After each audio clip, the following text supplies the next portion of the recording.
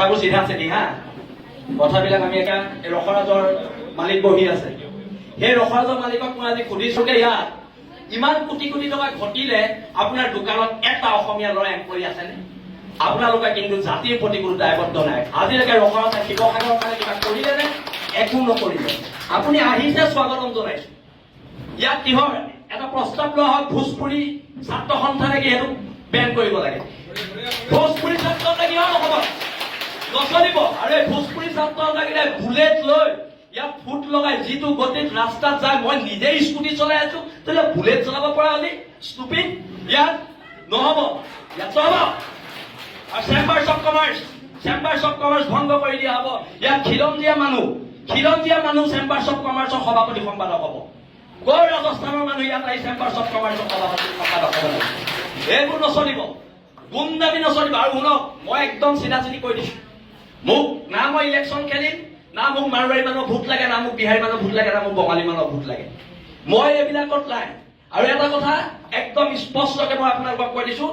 এইবাৰ যদি আমাৰ মানুহ পিতে খুব পিতা হ'ব এইটো নচলিব সদায় আৰু ভদ্ৰ অসমীয়া জাতি ভদ্ৰতাৰ সুযোগ লৈ আমাক চৰ মাৰিব গোৰ মাৰিব হা আমি কি ঢোল আৰু ৰঙালী বিহু আমি যেতিয়াই পাতি দিব পাৰো খালি ঢোলটো যাতে আপোনালোকৰ পিঠি নহয় সেইটো কথালে মন কৰিব একদম কৈ দিছো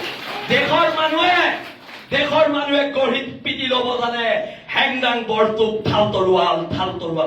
তৰোৱাল আমি 600 বছৰীয়া গৌৰৱ উজ্জ্বল আহোম ৰাজত্বৰ মানুহ হয় আমাক যুদ্ধ কৰিবলৈ শিকাই যোৱা আহোম স্বৰ্গদেউসকলৰ আদৰ্শত বিশ্বাসী আমি মানুহ হয় অসমীয়া মানুহ ভদ্ৰ অসমীয়া মানুহ সৰল হয় কাৰণেতো আহি ইয়াত ৰসৰাজ খুলি বেপাৰ কৰি থাকিব পাৰিছা সৰল হয় কাৰণে এইটো অপচৰা খুলি বেপাৰ কৰি থাকিব পাৰিছা আমি সৰল হয় কাৰণে তোমালোকে বেপাৰ কৰি কোটি কোটি টকাৰ মালিক হ'ব পাৰিছা কিন্তু যদি খং উঠে মগজটো ঘূৰে ৰাজস্থানো নেপাবি বিহাৰো নেপাবি এচা পিটন দিয়া হ'ব একদম আজি কৰি দিয়া আৰু যিকেইজন ব্যৱসায়ী নাহিলে সিদ্ধান্ত লোৱা হওক কাইলৈ বাহিৰৰ দোকান বন্ধ বসন্ত গগৈ ডাঙৰীয়া মই আপোনাক অনুৰোধ জনাইছো আপোনালোকে মোৰ বসন্ত গগৈৰ মাজত কেতিয়াবা কাজিয়া হয় কিন্তু কাইলৈ বসন্ত গগৈ কোনোবা অনা অসমীয়া মানুহে হাত দিলে শৃংখল চলিয়া ঘৰত সোমাই বহি নাথাকে আৰু দাদা আপুনি ৰাজহুৱা কৰক কালি কোন 3জন বদন আপোনাৰ ঘৰলৈ গৈছিলে আপুনি ৰাজহুৱা কৰক 3জন বদন কোন গৈছিলে সেই বদন কি জাগাটো কাণত ধৰাব লাগিব আপুনি আজি ৰাজহুৱা কৰি যাব লাগিব কোন 3জন বদন আপোনাৰ ঘৰলৈ কালি ৰাতি পইচাৰ ঘোষ দিবলৈ গৈছিলে আৰু এটা কথা ভোজপুৰী সংগঠন বন্ধ আৰু ইয়াত কিহৰ মাৰোৱাৰী যুৱ মঞ্চ অসমীয়া যুৱ মঞ্চ আছে চব জইন কৰা ইয়াত মাৰোৱাৰী যুৱ মঞ্চ নহ'ব এতিয়াৰ পৰা একো নহ'ব বহুত সহ্য কৰিলো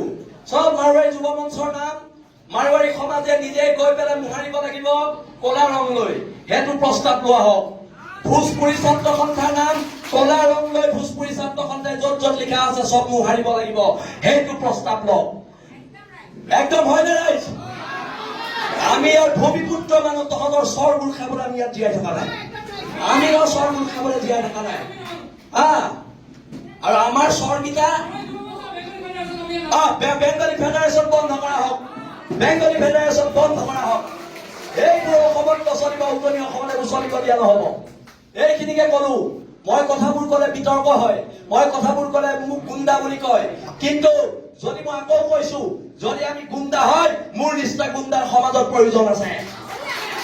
কৰিব লাগিব গুণ্ডামি দেশ আৰু জাতিৰ স্বাৰ্থ অসম নামৰ মাজনীৰ স্বাৰ্থ ইহঁতে চল পায় আমি কিবা এটা কৰিলে আমাক পুলিচে জেলত ভৰাই দিয়ে মাৰোৱাৰীখিনিয়ে চল পায় আমি কিবা এটা কৰিলে জেলত ভৰাই দিয়ে সেই মাৰোৱাৰী সমাজক কৈছো জেলৰ ভিতৰৰ আটাইতকৈ ডাঙৰ গুণ্ডাটো ময়ে হ'ব এইটো কথা মনত ৰাখিম মই জেললৈ ভয় নকৰো জেল মোৰ দ্বিতীয় ঘৰ এইবোৰ কথা কৈ লাভ নাই কিন্তু সিদ্ধান্তবোৰ হওক আৰু বসন্ত গগৈ ডাঙৰীয়াক চিতু বৰুৱাক মই ধন্যবাদ দিছো এটা বসন্ত দাই এই অনা অসমীয়া শ্ৰেণীটোৱে ভাবে আমি দল সংগঠনবোৰৰ মাজত মিলা প্ৰীতি নাই আমাৰ দল সংগঠনবোৰৰ মাজত মতভেদ থাকিব পাৰে আমাৰ দল সংগঠনবোৰৰ মাজত অৰিয়া অৰি কিছুমান থাকিব পাৰে, কিন্তু আমি খিলঞ্জীয়া দিয়াৰ সেইটো কথা মনত ৰাখিব লাগিব।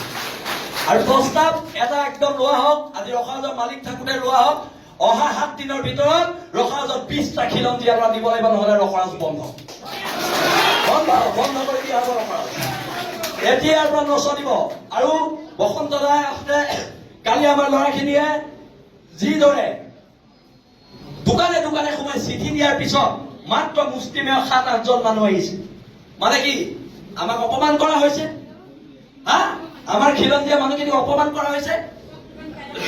তাই আহোম ছাত্ৰ সন্থাক অপমান কৰা হৈছে, বীৰ লাচিতাক অপমান কৰা হৈছে, জাতীয় সংগ্ৰামী সেনাক, অসমীয়া যুৱ মঞ্চক, উজনি অসম মুছলিম কল্যাণ পৰিষদ, আহোম জাতীয় গণমঞ্চ,